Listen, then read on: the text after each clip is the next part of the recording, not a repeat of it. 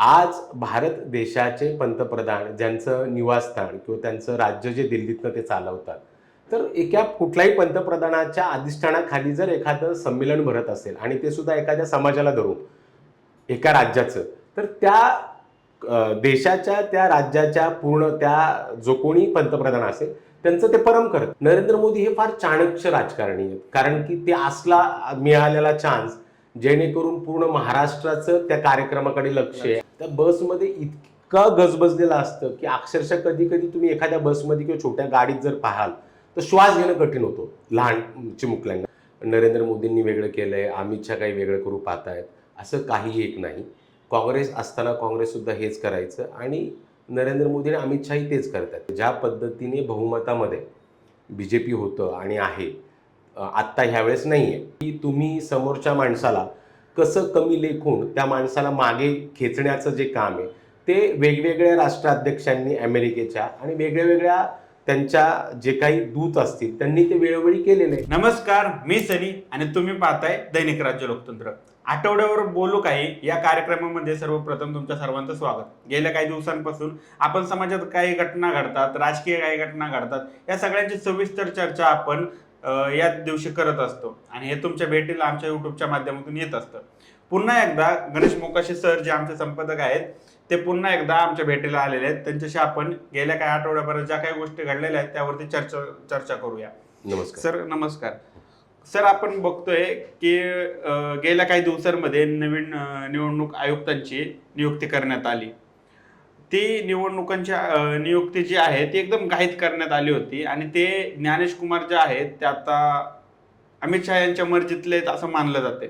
काय सांगाल सर या संबंधित एकंदरीत? याच्यामध्ये हे फार म्हणजे काही असं काही वेगळं काही नाही आहे. तुम्ही जेव्हापासनं नरेंद्र मोदी आणि ज्याला सगळे एक आत्तापर्यंत आता एक घोषवारा तयार झालेला आहे की गुजरात लॉबी, गुजरात लॉबी. जेव्हापासनं 2014पासनं नरेंद्र मोदी यांनी काँग्रेसची जी सत्ता पायउतार झाली आणि त्यांनी ज्यावेळी पंतप्रधान म्हणून ह्या भारत देशाचं पद आणि बाकी गव्हर्नमेंटमध्ये त्यांचं बी जे पी बहुमतात आल्यापासनं अशा पद्धतीच्या नियुक्त्या या त्यांच्या गुजरातच्या राजवटीच्या म्हणा किंवा त्यांच्या प्रशासन हाताळण्याच्या म्हणा, ही त्यांची एक पद्धत आहे. आता तुम्ही CBI असेल, ED असेल, इथे तुम्ही बरीचशी मंडळी आहेत. तर हे लोक ज्यावेळी आणि कुणीही हेच करतं, म्हणजे वेगळं असं नरेंद्र मोदींनी वेगळं केलं आहे, अमित शहा काही वेगळं करू पाहतायत, असं काही एक नाही. काँग्रेस असताना काँग्रेससुद्धा हेच करायचं आणि नरेंद्र मोदी आणि अमित शहाही तेच करतात. फक्त याच्यामध्ये सर्वात लक्ष घालणारी बाब ही आहे की आत्तापर्यंत निवडणूक आयोग किंवा निवडणूक आयुक्त हे थोडंसं लोकसहभाग म्हणजे लोकनियुक्त आणि लोकांचा सहभाग असणारं एक नियुक्ती असायची. ते असं होतं की त्याचं कलिगम असायचं आणि त्या कलिगममध्ये एक जी जागा होती ती आपल्या सुप्रीम कोर्टच्या जजची असायची. आत्ता मागे नरेंद्र मोदींनी 2025च्या इलेक्शनच्या अगोदर त्यांनी एक नियम केला की तो नियम काय होता की त्याच्यामध्ये एक बिल आणलं आणि त्याच्यामधनं या ज्या निवडणुका आणि ह्या ज्या आयुक्तांच्या निवडी आहेत याच्यामधनं सुप्रीम कोर्टच्या जज यांनी व्यवस्थितपणे वगळलेलं आहे. त्याच वेळी विरोधी पक्षानं त्यावेळी त्याच्यावरती हरकत किंवा बाकीच्या ज्या काही त्यांच्या हातात असणाऱ्या गोष्टी त्या करायला पाहिजे नव्हत्या.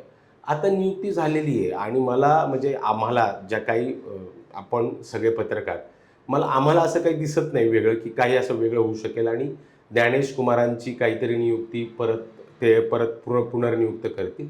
त्यामुळं हे आत्तापर्यंत ह्या पद्धतीने चाललं आणि त्याच पद्धतीने चालत राहणार आहे. पण सर आपण बघितलं की पहिल्यांदा जे काय सर्व न्यायालयाचे जे सरन्यायाधीश होते त्यांचा समावेश त्या निवडणूक आयुक्तांच्या नियुक्तीसाठी होता त्या समितीमध्ये आणि एक विरोधी पक्ष नेते होते. पण त्यामध्ये नरेंद्र मोदी पंतप्रधान आणि गृहमंत्री अमित शहा यांचा समावेश येतो तिघांचा त्यामध्ये, मंत्रिमंडळातील एखादा मंत्री. मग आता शेवटी किती केलं तरी पण तेच होणार ना सर. म्हणजे आता 2 मंत्री तर भाजपचेच, म्हणजे त्यांना हवा असणारच तो याला. मग विरोधी पक्षात ठेवायचंच कशाला, म्हणजे अशी काही गरजच नाही असं वाटतंय ना मग. आता याच्यामध्ये जितकं सरळ आणि सोपं आपण समजतोय तसं ते नसतं. तुम्ही जे संसदीय राजकारण ज्याला म्हणतो आणि संसदीय बोर्ड, GPC नावाची गव्हर्नमेंट पार्लमेंटरी कमिटी नावाची एक कमिटी असते, जी बऱ्याचशा शिस्तीला आणि नियमावलीला घेऊन तिथं पार्लमेंटमध्ये कार्यरत असते. आणि ज्याच्यावरती तुम्ही जे गव्हर्नमेंट आहे त्या गव्हर्नमेंटवरती त्यांच्या चुकीच्या निर्णयांवरती अंकुश ठेवण्याचं काम GPC करत असते. पण मागच्या 7-8-9 वर्षाच्या काळामध्ये ज्या पद्धतीने बहुमतामध्ये BJP होतं आणि आहे, आत्ता ह्यावेळेस नाही आहे. त्यामुळे GPCचं असं काही फोर्सफुल किंवा GPCचं गठन झालेलं पाहिलं नाही. ह्यावेळेस आता ह्या 2024च्या इलेक्शन्समध्ये GPC तुम्हाला दिसते. त्यामुळे आता जर काही नवीन बदल आपल्याला पाहायला मिळाले, पूर्वीसारखी GPCला परत ताकद जर राहुल गांधी मिळवून देऊ शकले, तर काहीतरी बदल आपल्यासारख्या सामान्य जनांना आपण अपेक्षित ठेवू शकतो. ठीक आहे सर. अमेरिकेचे 35वे राष्ट्राध्यक्ष जॉन एफ केनेडी हे असताना त्यांचे जॉन केथेन गालब्रथ हे भारताचे राजदूत होते त्यावेळेस. तर त्यावेळेस त्यांनी भारतातील जी लोकशाही आहे त्यांना बेबंदशाही असं संबोधलं होतं. सध्या ती आज परिस्थिती वाटते का आपल्याला? हे काय आहे, तुम्ही अमेरिकेचा जर एकदम खोल अभ्यास केला आणि अमेरिकेला जवळनं पाहिलं, अमेरिकेसारख्या देशाला नेहमीच भारतसारख्या देशाकडनं एक मानसिक त्यांचा जी प्रशासकीय पद्धती त्याला एक भीती राहिलेली आहे. ती भीती काय आहे की आज आपले भारतीय ज्या पद्धतीने अमेरिकेमध्ये रुजलेले आहेत आणि अमेरिकेच्या प्रशासकीय सेवेत असतील, त्यांच्या व्यावसायिक बाकीच्या महत्त्वाच्या ठिकाणी असतील, आपले बरेचसे भारतीय महत्त्वाच्या पदामध्ये तिथे चांगल्या चांगल्या ठिकाणी पद भूषवत आहेत. आता त्याच्यात होतं काय की ज्यावेळी एखादा देश ज्याची लोकशाही आणि त्या लोकशाहीची गरिमा, तर पूर्वीपासून अमेरिकेचं हे शस्त्र राहिलेलं आहे की तुम्ही समोरच्या माणसाला कसं कमी लेखून त्या माणसाला मागे खेचण्याचं जे काम आहे ते वेगवेगळ्या राष्ट्राध्यक्षांनी अमेरिकेच्या आणि वेगळ्या वेगळ्या त्यांच्या जे काही दूत असतील त्यांनी ते वेळोवेळी केलेलं आहे. त्यात भारत काय अपवाद नाही आहे. अच्छा. पण त्यांच्या असं वाटतं का की जे काही कुंभमेळा झाला किंवा भारतातील सध्या काही घटना घडलेल्या आहेत, मणिपूरचं झालं, सगळ्या गोष्टी बघता तसं काय वाटतं का बेबंदशाही आहे म्हणून भारतामध्ये सध्या? आता मला पहिलं तर हे म्हणायचं आहे की एखाद्या परदेशाच्या एखाद्या राष्ट्राध्यक्षाने असेल किंवा पंतप्रधाने असेल, त्यांनी आपल्या देशाबद्दल काहीतरी वक्तव्य करावं, आपल्या लोकशाहीबद्दल असेल किंवा आपल्या व्यवस्थेबद्दल असेल, आणि आपण आपल्या मुलाखतीमध्ये त्याच्याबद्दल काही मतं व्यक्त करावी, हे आपण आपल्या गरिमाला धरून वैयक्तिक मला वाटत नाही. त्याचं कारण असं आहे की भारताची ही स्वतःची एक गरिमा आहे. भारत देश ज्यावेळी तुमच्या माहितीकरता 84 साली इंदिरा गांधींनी जी ह्याच्यामध्ये पूर्णपणे हे आणलं होतं, आपलं काय म्हणतात ते, आणीबाणी आणली, त्यावेळी तर कुठलाही पॉलिटिकल पार्टी रुलिंग नव्हता. पण स्वतः भारताची गरिमा अशी आहे की भारत स्वतः उभं राहून एक विरोधी पक्ष स्थापन झाला आणि गांधींना म्हणजे इंदिरा गांधींना हे लक्षात आलं की बाबा रे, इथे स्वतः हा एक सिस्टम उभी राहते जेणेकरून भारत देश ही स्वतः एक व्यवस्था आहे. हा म्हणजे त्याला कुठल्याच्या तरी प्रतिक्रियाची किंवा कोणी चांगलं म्हणण्याची वाईट म्हणण्याची मला असं वाटत नाही माझ्या वाचनातनं ह्याच्यातनं की काय आवश्यकता आहे म्हणून. सर, आता आपण पाहिलं की यावेळेचं मराठी साहित्य संमेलन दिल्लीत झालं, त्यावेळेस पंतप्रधान नरेंद्र मोदींनी त्याला हजेरी लावली. या सगळ्या गोष्टी घडल्या. शरद पवार त्यांना भेटले, शरद पवारांना त्यांनी नरेंद्र मोदींनी ग्लासात पाणी टाकून दिलं. आणि या सगळ्या गोष्टी चांगल्या घडत असताना राजकीय दृष्ट्या म्हणा किंवा संमेलनात म्हणा, त्यावेळेस मात्र शिंदे गटाच्या शिवसेना शिंदे गटाच्या नीलम गोरे ज्या आहेत, सभापती आहेत, त्यांनी ठाकरेंवरती टीका केली. 2 मर्सिडीज घेतात आणि एक मोठं पद देतात असं त्यांनी यावेळेस वक्तव्य केलं. यानंतर राजकारणात चिखलफेकचा कार्यक्रम सुरू झालेला आहे. काय वाटतं या संबंधित एकंदरीत? नाही, आता हे 2 गोष्टींमध्ये साम्य मला अजिबात काही दिसत नाहीये. एक पहिली गोष्ट, आणि दुसरी गोष्ट की ज्यावेळी माननीय शरदचंद्रजी पवार साहेब आपल्या भारत देशाचे ते कृषी मंत्री होते, त्यावेळी त्यांनी नरेंद्र मोदी सारख्या गुजरातचे ते मुख्यमंत्री होते, त्यावेळी त्यांनी स्वतः नरेंद्र मोदींनी बऱ्याचशा राजकीय पटलावरती किंवा कुठल्याही शासकीय कार्यक्रमामध्ये बऱ्याचदा सांगितलं की मला माननीय शरदचंद्र पवारजींनी बऱ्याचदा मदत केलेली आहे. आणि ती मदत राहिलं, मदत एक, आणि दुसरी गोष्ट मार्गदर्शन. हो. तर या गोष्टी सगळ्या जर लक्षात घेतल्या, आणि पवार साहेबांच्या बाबतीमध्ये भारतच काय, जगातले बरेचसे म्हणजे जवळजवळ सगळेच राजकारणी ते फार बेरजेचं राजकारण करतात असं म्हणतात. आणि त्यांच्याबद्दल एक वेगळा आत्मविश्वास किंवा एक वेगळा रिस्पेक्ट पूर्ण राजकीय त्या पॉलिटिकल फ्रॅटर्निटीमध्ये आपण जे म्हणू ते आहे. मग त्या गोष्टीला धरून आणि राहिला प्रश्न, नरेंद्र मोदी हे फार चाणक्य राजकारणी आहेत, कारण की ते असला मिळालेला चान्स जेणेकरून पूर्ण महाराष्ट्राचं त्या कार्यक्रमाकडे लक्ष आहे, आणि त्या लक्ष देत असताना नरेंद्र मोदी कधीही कुठलाही अशा पद्धतीचा आलेला चान्स हे दवडत नाहीत.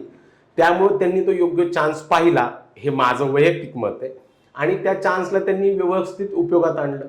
आणि त्यामुळं त्यांना जो रिस्पेक्ट द्यायचा होता, एक वरिष्ठ राजकारण्यांना जो भारत देशामध्ये दिला जातो, आणि राजकारणाच्या पलीकडे जाऊन एकामेकाला रिस्पेक्ट देण्याची जी परंपरा भारतात आहे, जे मी आत्ता मागच्या उत्तरामध्ये म्हटलं की भारताची एक गरिमा आहे की भारत स्वतःची व्यवस्था स्वतः कशी टिकवतो, तर त्यातलंच एक उदाहरण आहे. आता राहिला प्रश्न दुसरा तो तुमचा आहे, त्याच्यामध्ये नीलमताई गोरे. हो.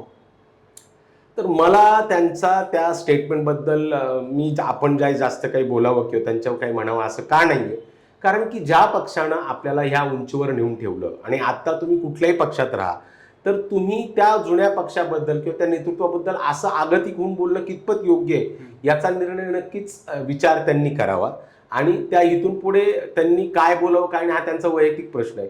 पण हे महाराष्ट्राच्या राजकारणाच्या पूर्ण राजकीय परिस्थितीला किंवा जी राजकीय गरिमा आहे भारताची आणि महाराष्ट्राची, त्याला धरून नक्कीच नाहीये.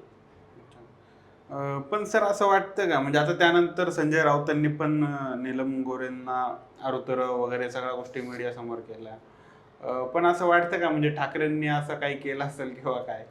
तितकं खोल जाण्या इतपत म्हणजे नीलमताई गोरेंच्या विषयामध्ये आपण वेळ देण्या इतपत तो विषय महत्त्वाचा नाही आहे आपल्यासारख्या लेखकास आणि वाचकास, कारण की तो एक व्यवहाराचा विषय. तर त्यात आपण व्यवहार हा दोन लोकांमध्ये घडलेला आहे का नाही घडलेला आहे याचा शोध आपण आत्ता कसा लावू शकतो, तो म्हणजे त्यांचा एक जावाई शोध येतो. तर त्याच्यामध्ये जास्त काही बोलणं मला संयुक्तिक वाटत नाही आहे.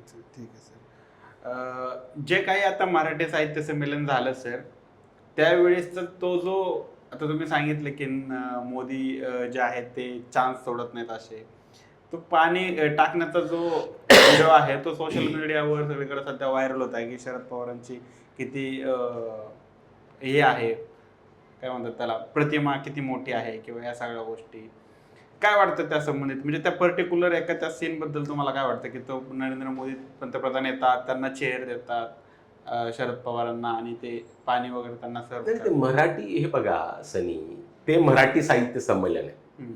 मराठी साहित्य संमेलन या तीन जे तुमचे शब्द आहेत याच्यामध्ये सगळं आहे. तर मराठीचं साहित्य तुम्हाला काय सांगतं आणि त्याचं संमेलन भरलेलं आहे, तर तिथे तुम्हाला ज्या कोणी पाहुणे म्हणून तुम्हाला बोलवलेलं आहे आणि ते दिल्लीत भरले. हो. आज भारत देशाचे पंतप्रधान ज्यांचं निवासस्थान किंवा त्यांचं राज्य जे दिल्लीतनं ते चालवतात, तर एका कुठल्याही पंतप्रधानाच्या अधिष्ठानाखाली जर एखादं संमेलन भरत असेल आणि ते सुद्धा एखाद्या समाजाला धरून एका राज्याचं, तर त्या देशाच्या त्या राज्याच्या पूर्ण त्या जो कोणी पंतप्रधान असेल त्यांचं ते परम कर्तव्य आहे. आणि त्यांनी आपल्या परंपरेला धरून ते सगळ्या गोष्टी केलेल्या आहेत. याच्या पलीकडे यांना म्हणजे कुठल्याही राजकारणी त्याला पाहू नये, उलट करणी अशा गोष्टींच्या परंपरा ह्या प्रत्येक राजकीय पुढाऱ्यांनी एका विशिष्ट पदावर गेल्यानंतर त्या जपाव्यात, ह्याचं एक छान उदाहरण नरेंद्र मोदींनी घालून दिले. सर, महाराष्ट्राचे मंत्री प्रताप सरनाईक यांनी गेल्या काही दिवसांमध्ये नवीन स्कूल बससाठी नियमावली तयारी केली. 2011 मध्ये देखील असं करण्यात आलं होतं, पण त्या समितीचं पुढं काय झालं काय नाही हे स्पष्टच झालं नाही. आता त्यांनी परत एकदा त्या गोष्टीकडे लक्ष दिलंय. तर या संबंधित एकंदरीत काय वाटतं तुम्हाला, ही समिती काम कसं करेल किंवा काय होईल काय नाही? अजून त्या समितीने जो त्यांचा रिपोर्ट आहे तो पब्लिश केलेला नाहीये, पब्लिकली तो अजून आलेला नाहीये. एक इथून मागे बऱ्याचशा समित्या स्थापन झाल्या, त्यांनी बऱ्याचशा बाबतीमध्ये शिफारशी केल्या. शिक्षण मंत्री असतील, शालेय शिक्षण मंत्री असतील. तर आत्ता आपण जे बघतोय की आपल्या पिंपरी चिंचवडला सुद्धा तुम्ही शाळा जर बघत असाल तर रिक्षा असतील, रिक्षा किंवा छोट्या छोट्या बस असतील, तर त्याच्यामध्ये एक नियमावली अशी काही स्टँडर्ड फॉलो केली जात नाही.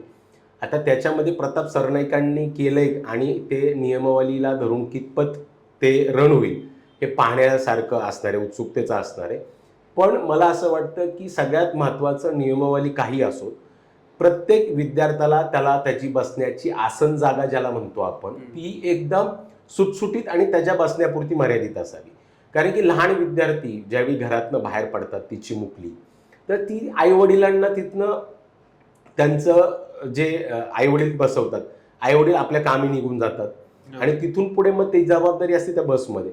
त्या बसमध्ये इतकं गजबजलेलं असतं की अक्षरशः कधी कधी तुम्ही एखाद्या बसमध्ये किंवा छोट्या गाडीत जर पाहाल तर श्वास घेणं कठीण होतो लहान चिमुकल्यांना. म्हणजे मी एकदा स्टोरी केली होती त्या विबगर स्कूलसाठी.